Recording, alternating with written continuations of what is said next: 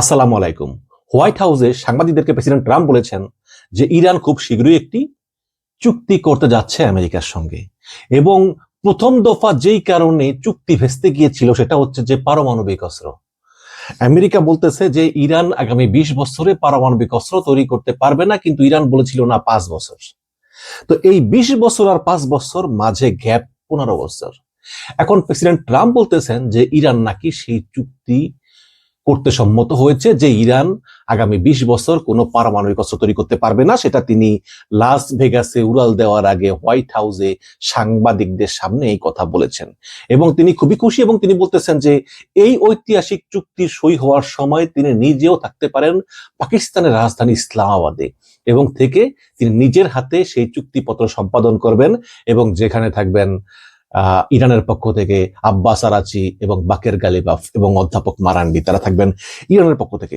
এখন প্রশ্ন হচ্ছে যে এটা আসলে ইরানের জন্য ভালো নাকি খারাপ? দেখুন, ইরানের অনেক সমস্যা আছে। আমরা সবসময় ইরানের পক্ষে কথা বলি, বাট ইরানের কিছু ব্যাড সাইডও বলি। ইরানে এমনটা সরকার আছে যারা ক্ষমতায় টিকে থাকার জন্য অনবরত নিজ নাগরিকদেরকে হত্যা করে। এখন বলতে পারেন যে সব দেশই তো করে। হ্যাঁ, অন্যান্য দেশগুলো যারা হত্যাকারী, যারা মার্ডার কেসের আসামি, যারা মাদক বিভিন্ন কারণে শাস্তি দেয়, বাট ইরান হচ্ছে শুধু সরকারের বিরোধিতা করার কারণে এরকম, বা রাস্তায় প্রোটেস্ট হয়, গুলি করে মারে, ফাঁসি দেয় প্রচুর। পৃথিবীতে মনে হয় দ্বিতীয় দেশ, সৌদি আরব মনে হয় ফার্স্ট, ইরান মনে হয় সেকেন্ড। এখন মনে করেন যে মার্কিন নিষেধাজ্ঞা গত 20 বছর, মার্কিন সাম্রাজ্যবাদের প্রভাব আস্তে আস্তে কমতে শুরু করেছে। এটা শেষ হতে আরো 100-150 বছর লাগবে, বাট এখনো তো আছে, তাই না? এই গত 45-50 বছর ধরে এই যে মার্কিন নিষেধাজ্ঞার প্রভাব, বিশেষ করে ইসলামী বিপ্লবের পরে, এতে আসলে ইরানের যে তেল বিক্রি করে ওগুলো টাকা বিভিন্ন ভাবে নিতে হয়, মানে স্ট্রেট আসে না, লেনদেন হয় না, কারণ মার্কিন নিয়ন্ত্রণেই থাকে সব টেকনোলজি, সকল ব্যাংকিং সিস্টেম, সবকিছু তো মার্কিন নিয়ন্ত্রণে, ডলারের আধিপত্য, সবকিছু মিলিয়ে তাদের একটা সিস্টেমে খরচ করতে হয়। ওই সিস্টেমে খরচ করতে গিয়ে তাদেরকে চীনের কাছে কম দামে তেল বিক্রি করতে হয়। তো এই সমস্ত বিভিন্ন কারণ আছে, দেশের ভিতর অর্থনীতি খারাপ, বেকার অনেক বেশি। এই কারণে মানে মানুষ আসলে সন্তুষ্ট না সরকারের উপরে। কারণ একজন সাধারণ নাগরিক হিসাবে কিন্তু আমার রাজনীতি বোঝার প্রয়োজন নেই, তাই না? আমি চাই আমি শান্তিতে থাকবো, আমি চাকরি বাকরি করবো, আমি অর্থনীতি আমার প্রবৃদ্ধি হবে, আমি ভালো লাইফ লিড করবো, কিন্তু সেটা তো আমি পাচ্ছি না। উপরন্তু আরো আমেরিকা ইসরায়েল আমাকে বোমা মারে। হ্যাঁ, তো এই সমস্ত বিভিন্ন কারণে তো নাগরিকদের ক্ষোভ আছেই। যদিও আয়াতুল্লাহ আলী খামেনি মারার পর নাগরিকরা সকল ভেদাভেদ ভুলক্যবদ্ধ হয়েছেন এবং আমেরিকা ইসরায়েল বিরুদ্ধে যুদ্ধ করতেছেন, এবং সেই যুদ্ধে তারা সফল হচ্ছেন। এখন ট্রাম্প বাধ্য হয়ে চুক্তি করতে বাধ্য হচ্ছে। ট্রাম্পের আশা ছিল ইরানের সরকার পরিবর্তন এবং ইরানের তেল গ্যাস ক্ষেত্রে নিয়ন্ত্রণ, বাট সেটা হয়নি। এখন সেটা যখন হয়নি, তখন ট্রাম্প বাধ্য হয়ে এখন চুক্তি করতেছেন, কারণ ট্রাম্পের এছাড়া আর কিছু করার নেই। ট্রাম্প অলরেডি হরমুজ প্রণালী এক পাশ দিয়ে ব্লক করেছেন। তিনি বলছেন ছাড়বেন পার্মানেন্টলি, এখনো ছাড়েন নাই। এখন কি হবে? এখন ইরানের ক্ষতি হচ্ছে যে আগে ইরানের জাহাজগুলো চলতো, এখন চলতে পারবে না। অন্যান্য দেশের জাহাজগুলো তো ইরান আটকে দিয়েছিল, কিন্তু ইরানের জাহাজগুলো ঠিকই চলতো, কিন্তু মার্কিন অবরোধের কারণে এখন আর কোনো জাহাজই এখান দিয়ে চলতেছে না। এখন প্রশ্ন হচ্ছে এই অবরোধ ট্রাম্প কদিন রাখতে পারবে? 15টা যুদ্ধ জাহাজ এক জায়গায় রাখছে, প্রচুর খরচ, এবং তারপরে ইরান না হয় তাদের তেল বিক্রি করতে পারলো না, তাদের পণ্য আনতে পারলো না, তাদের অর্থনৈতিক অবস্থা আরো খারাপ হয়ে গেল। বাট ইরানের সঙ্গে 7টা দেশের বর্ডার আছে, ওইখান দিয়ে তারা কিছু কিছু পণ্য আনতে পারবে, হয়তো ওইটা এনাফ না। কিন্তু যদি আপনি দেখেন যে সৌদি আরব, তারপর অন্য দেশগুলো কিন্তু এই হরমুজ দিয়েই তেল রপ্তানি আমদানি করে এবং বিভিন্ন পণ্য আমদানি করে, তারাও কিন্তু পারতেছে না। হ্যাঁ, তার মানে হচ্ছে যে ইরানের একটু ক্ষতি হচ্ছে, বাট পরিস্থিতির কিন্তু কোনো উন্নতি হচ্ছে না। ওই হরমুজ বন্ধই থেকে যাচ্ছে। তো এমন অবস্থা আমেরিকা কয়দিন কি করতে পারবে? তো এই কারণে গতকালকে আপনারা দেখেছেন যে পাকিস্তানের সেনাবাহিনীর প্রধান ফিল্ড মার্শাল আসিম মুনির তিনি ট্রাম্পের একটা বিশেষ চিঠি নিয়ে তিনি গিয়েছেন ইরানে। সেই চিঠির বিষয়বস্তু আমরা জানি না, তবে আমি অনুমান করতে পারি যে প্রেসিডেন্ট ট্রাম্প যে চিঠি লিখেছেন সেই চিঠির বিষয়বস্তু হচ্ছে এরকম যে, দেখো, এই যুদ্ধে করাটা সঠিক হয়েছে কি ব্যাঠিক হয়েছে এটা আসলে এখন আর বলে লাভ নাই, যুদ্ধ তো শুরুই হয়ে গিয়েছে। এখন তোমরা যদি একটা চুক্তিতে সাইন করো 20 বছরের জন্য, তাহলে আমরা চুক্তিতে সই করতে রাজি আছি, এবং তোমাদের যে $100 বিলিয়ন বিভিন্ন ব্যাংকে আটক আছে বিশ্বের, এটা আমরা ফেরত দেব। 1979 সালে ইসলামী বিপ্লবের পর ইরানের রাজধানী তেহরানে মার্কিন দূতাবাসে একটি জিম্মি ঘটনা ঘটে। সেই জিম্মি ঘটনার পরই আমেরিকা সহ বিভিন্ন দেশ ইরানের উপর নিষেধাজ্ঞা দেয়। এখন ইরানের এই $100 বিলিয়ন এগুলো চায়না, তারপরে ভারত, তারপর আমেরিকা এবং ইউরোপের বিভিন্ন দেশে আটক আছে। এখন এই অর্থগুলো যদি তারা পায় তাহলে তারা তাদের দেশকে পুনর্গঠন করতে পারবে। পাশাপাশি মার্কিন যে স্যাংশন গুলো আছে এগুলো যদি সব তুলে দেয় আমেরিকা, তাহলে তারা এই মার্কিন নিয়ন্ত্রিত সিস্টেমে প্রবেশ করতে পারবে এবং তারা স্বাভাবিকভাবে লেনদেন চালাবে, এবং তেলটা যদি ওপেনলি বিক্রি করতে পারে তাহলে ইরান অর্থনীতি দ্রুত ঘুরে যাবে। এখন আপনি প্রশ্ন করতে পারেন, ভাই কিন্তু পারমাণবিক অস্ত্র তৈরি করতে পারলো না। দেখুন, পারমাণবিক অস্ত্র, এই যে যুদ্ধ হলো 45 দিন আজকে বা 46 দিন, কম বেশি হতে পারে, পারমাণবিক অস্ত্র তো কেউ ব্যবহার করে নাই। আমেরিকা করে নাই, ইসরায়েল করে নাই, ইরানও করে নাই। এবং এই পৃথিবীতে একটা মাত্র পারমাণবিক বোমা ব্যবহার হয়েছে, সেই দ্বিতীয় বিশ্বযুদ্ধে। এরপরে তো প্রচুর যুদ্ধ হয়েছে, ভিয়েতনাম যুদ্ধ, আরো কত যুদ্ধ। কেউই কিন্তু ব্যবহার করে নাই, কারণ সবাই জানে যে আমি যদি এই পারমাণবিক বোমা আরেকজনের গায়ের উপরে মারি, আমিও কিন্তু বাঁচবো না। এবং এটার পরিণতি বড় ভয়াবহ। মানুষের জীবনে, পরিবেশের উপরে এই পারমাণবিক অস্ত্রের প্রভাব খুবই ভয়াবহ। এবং ইরান কিন্তু পারমাণবিক অস্ত্র ছাড়াই কিন্তু এতদিন যুদ্ধ করে আসছে। হ্যাঁ, সুতরাং পারমাণবিক অস্ত্র আসলে ব্যবহার করার মতো না। এটা হচ্ছে সাইকোলজি যে আমার কাছে আছে। আমার যেমন আমি বলি যে আমার সঙ্গে কিন্তু লাগতে আসিস না, আমার কাছে কিন্তু ওই জিনিস আছে। এছাড়া কিছু না। যদি আমেরিকা ইরানে পারমাণবিক বোমা মারে, তাহলে কি মধ্যপ্রাচ্য বাঁচবে? মধ্যপ্রাচ্য তো বাঁচবে না, কারণ ইরানও তো মারবে। কারণ আপনি ইরানে পারমাণবিক বোমা মারলে সেখানে 20 লাখ, 30 লাখ, 50 লাখ, 1 কোটি মানুষ মারা যাবে সঙ্গে সঙ্গে। বাট তারপরে তো অনেক মানুষ বাঁচবে। ইরান তো অনেক বড় দেশ, তারা কি ছেড়ে দিবে? তারা তো তখন তাদের পারমাণবিক অস্ত্র নিয়ে আবার মারবে। আরেকটা বিষয় হচ্ছে, গতকালকে ট্রাম্প একটা ইন্টারভিউ দিয়েছেন ফক্স বিজনেসকে।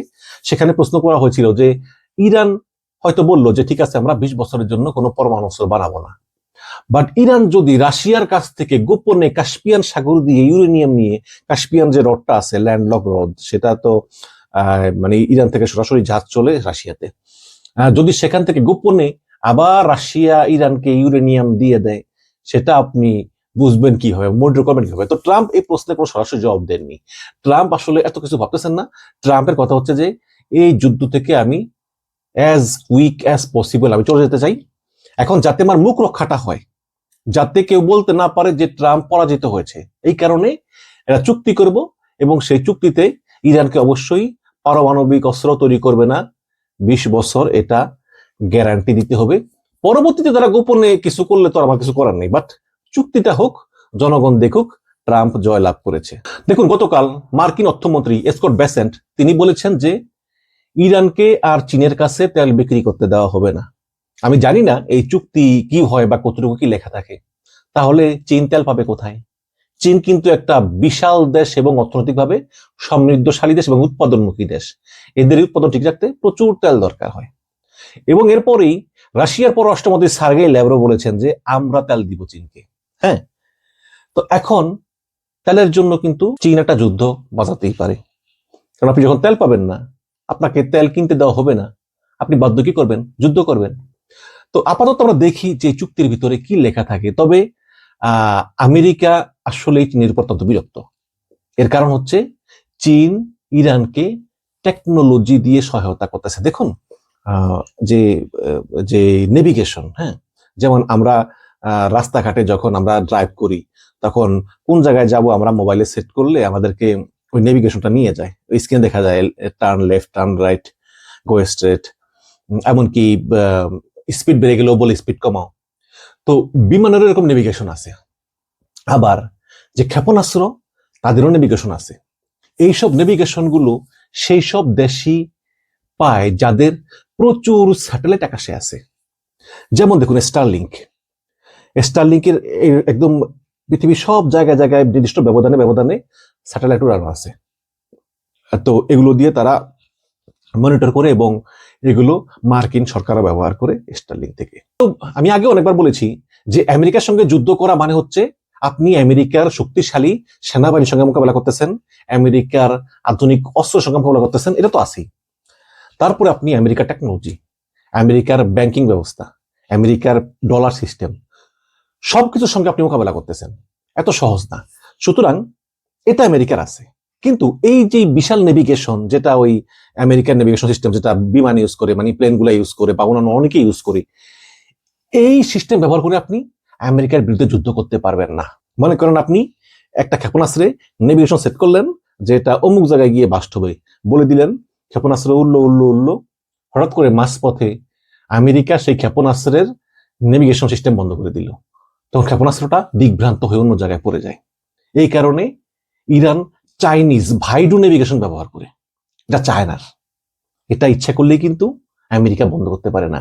এবং সেই ক্ষেপণাস্ত্র গিয়ে একদম নির্দিষ্ট টার্গেটে 1 ইঞ্চি এদিক ওদিক হবে না, যেখানে বলবে সেখানে গিয়ে আঘাত আনবে, যদি না ইসরায়েল ইন্টারসেপ্টর মেরে আগে থেকে বন্ধ করে দেয়। বাট ইসরায়েলেরও ইন্টারসেপ্টর শেষ হয়ে গিয়েছে, সে তারা আগের মতো পারতেছিল না।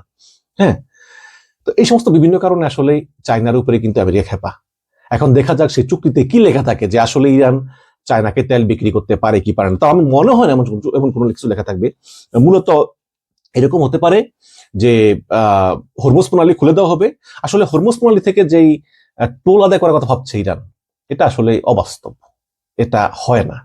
সুয়েজ খাল থেকে টোল আদায় হয়, কারণ সুয়েজ খাল তারা খনন করেছে। আগে এখানে কিন্তু কোনো নদী ছিল না বা খালও ছিল না, এটা মাইলের পর মাইল এটা খনন করা হয়েছে। বাট তারপরেও তো সুয়েজ খাল নিয়ে অনেক যুদ্ধ বিগ্রহ হয়েছে, ইতিহাস বলে জানতে পারবেন আপনারা। এই সুয়েজ খাল কিন্তু মিশর একদিনে পায় নাই, দীর্ঘদিন ধরে সুয়েজ খাল বেদখল ছিল। আমেরিকা, রাশিয়া, ইংল্যান্ড তারা প্রচুর ফাইট করেছে, ফ্রান্স এই সুয়েজ খাল নিয়ে ইতিহাসে এগুলো আছে। এখন এই হরমুজ প্রণালী যদি ইরান টোল নেয়, জিব্রাল্টার দিয়ে আবার ইউরোপিয়ানরা টোল নেয়, মালাক্কা দিয়ে আবার সিঙ্গাপুর টোল নেয়, তাহলে এগুলো তো হয় না, তাই না? এগুলো হচ্ছে আন্তর্জাতিক বাণিজ্যের লঙ্ঘন। ইউরোপিয়ান কান্ট্রিগুলো বলতেছে ট্রাম্প যুদ্ধ শেষ করার পর তারা ইরানের সঙ্গে আলোচনা করবে কিভাবে হরমুজ প্রণালী আবার খোলা যায়। তবে একটা ব্যাপার খুবই নিশ্চিত, সেটা হচ্ছে যে ইরান বর্তমানে ইউরোপিয়ানদের বন্ধু হওয়ার পথে। ইউরোপের প্রতিটি দেশ তারা আমেরিকার বিরুদ্ধে অবস্থান নিয়েছে এবং তারা ইরানের পক্ষে অবস্থান নিয়েছে। সুতরাং একটা চুক্তি হবে, সেই চুক্তিতে ইরান বলবে আমরা আর পারমাণবিক অস্ত্র তৈরি করবো না আগামী 20 বছর, বাট গোপনে গোপনে করতেও পারে। দ্বিতীয়ত, হরমুজ প্রণালী খুলে দেওয়া হবে ওপেন আগের মতো। তৃতীয়ত, ইরানের যে জব্দকৃত সম্পদগুলো প্রায় $100 বিলিয়ন, ওগুলো ইরানকে ফেরত দেওয়া হবে। যদিও সব পাবে না, কারণ কিছু বৈদেশিক দেনা ছিল, ওগুলো হয়তো তারা এখন এই মুহূর্তে ক্লেম করতে পারে। আরো কিছু বিষয় আছে, যেমন প্রক্সি যোদ্ধা হামাস, হুতি, হেজবুল্লাহ, এদেরকে আসলে সহায়তা দিবে কিনা। আমি হামাসের কোনো কার্যক্রম দেখি না, হয়তো হামাস শেষ হয়ে গিয়েছে। ইসরায়েল গাজায় যে গণহত্যা চালিয়েছে তারপর থেকে আসলে হামাস একদম পুরোপুরি নিষ্ক্রিয় হয়ে পড়েছে। আমি হামাসের আর কোনো কার্যক্রম দেখি না। তবে হেজবুল্লাহ এবং হুতিদেরকে ইরান সহায়তা দিবে না এই মর্মে চুক্তিপত্রে কিছু থাকে কিনা সেটাও দেখার বিষয়। কিন্তু আমার মনে হয় যে চুক্তিপত্রে যাই থাকুক না কেন, ওই হামাস এবং হেজবুল্লাহকে ইরান সহায়তা দিয়েই যাবে। বাট আমরা দেখতে চাই চুক্তিপত্রে কি থাকে। যাই হোক, চুক্তি হবে ইরানের সঙ্গে, শান্তি ফিরে আসবে মধ্যপ্রাচ্যে, প্রত্যাশা করি। বাট এর ফলে কিন্তু একটা বড় ভূরাজনৈতিক পরিবর্তন হয়ে গেল। প্রথমত, পাকিস্তান পৃথিবীতে অন্যতম একটি প্রভাবশালী দেশ হিসাবে আবির্ভূত হলো। এবং দেখুন আপনারা যে পাকিস্তান এমন ভাবে কাজ করেছে যে আমেরিকা বলতেছে আমরা পাকিস্তানকে বিশ্বাস করি পুরোপুরি, আবার ইরান বলতেছে আমরাও বিশ্বাস করি। এবং ইরানের যে 2 জন নেতা তারা এসেছেন আরো কয়েকজন সহ, তারা বলেছেন যে পাকিস্তান আলোচনা করতে গেলে যদি ইসরায়েলের মুর্শিদ আমাদেরকে হত্যা করে, তখন পাকিস্তান বলছে যে তোমাদের 100% গ্যারান্টি দেওয়া হবে যে এই পাকিস্তানে ইসরায়েলিরা তোমাদেরকে মারতে পারবে না। এবং ইরান বিশ্বাস করেছিল। ইরানের আলোচকরা তাদের সঙ্গে কোনো সিকিউরিটি আনেনি, যেটা আমেরিকা এনেছে। তারা বিশ্বাস করেছে পাকিস্তানকে, আলোচনা করেছে। তাহলে পাকিস্তানের উপর কিন্তু আমেরিকাও খুশি, ইরানও খুশি। তাহলে এখানে পাকিস্তান একটা আলোচক হিসাবে এসেছে। বাট পাকিস্তানকে পছন্দ করতেছে না আরব আমিরাত। আরব আমিরাত বলতেছে যে পাকিস্তান হচ্ছে এদেরকে এই মানে কি দরকার, আমরা ফাইট করবো ইরানের বিরুদ্ধে, সেখানে আলোচনা করে আমেরিকার সঙ্গে চুক্তি করে তো আসলে আমাদের উদ্দেশ্য তো ইরানের সঙ্গে যুদ্ধ করা, এটা আরব আমিরাত বলতেছে। এই কারণে বিরক্ত হয়ে আরব আমিরাত বলতেছে পাকিস্তানকে তোমাদের কাছে যে $3.5 বিলিয়ন পাবো ওটা ফেরত দিতে হবে, তোমাদেরকে আমরা হেল্প করবো না। এখন পাকিস্তান পড়ে গেল বিপদে। এরপরই দেখুন, সৌদি আরবের সঙ্গে পাকিস্তানের একটা সামরিক চুক্তি আছে। তো সৌদি আরব পাকিস্তানকে বলতেছে যে দেখো, তোমরা আমাদেরকে কিছু ফাইটার প্লেন দাও, দিয়ে মোতায়েন করো, তোমাদের সেনাবাহিনী, তোমাদের ফাইটার প্লেন, তোমাদেরই সব, আমাদের নিরাপত্তা দেওয়া, তোমরা খরচ যা লাগে আমরা দিয়ে দেবো। পাকিস্তান বলছে ঠিক আছে। এবং সৌদি আরব কিন্তু মন থেকে চেয়েছিল একটা চুক্তি হোক আমেরিকার সঙ্গে এবং ইরানের সঙ্গে, কারণ সৌদি আরবে কিন্তু অনেক সমস্যা আছে। আসলে বিভিন্ন দেশের সমস্যাগুলো বিভিন্ন কেন্দ্রিক। প্রতিটি গালফ কান্ট্রি কিন্তু নিজে কথা চিন্তা করে, এদের ভিতরে কিন্তু বৃহত্তর ইউনিটি নাই। যে করে সৌদি আরব, কাতার, কুয়েত, আরব আমিরাত, এরা একদম ভাই ভাই একসঙ্গে না, এরা আসলে এদের ভিতরে বিভাজন আছে। এরা সবাই নিজেদের স্বার্থের কথা চিন্তা করে, এবং সৌদি আরব চেয়েছিল একটা চুক্তি হয়ে যাক। তো এই কারণে সৌদি আরব পাকিস্তানের উপর খুশি, কাতারও খুশি, কারণ কাতারের সঙ্গে কিন্তু ইরানের বিশাল স্বার্থ আছে, প্রতিবেশী দেশ।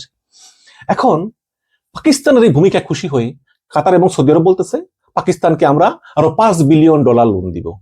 এখন ওদের কাছ থেকে 5 বিলিয়ন নিয়ে আরব আমিরাতকে 3.5 বিলিয়ন দিয়ে দিলেই তো হয়ে যায়, হাতে থাকে আরো $1.5 বিলিয়ন।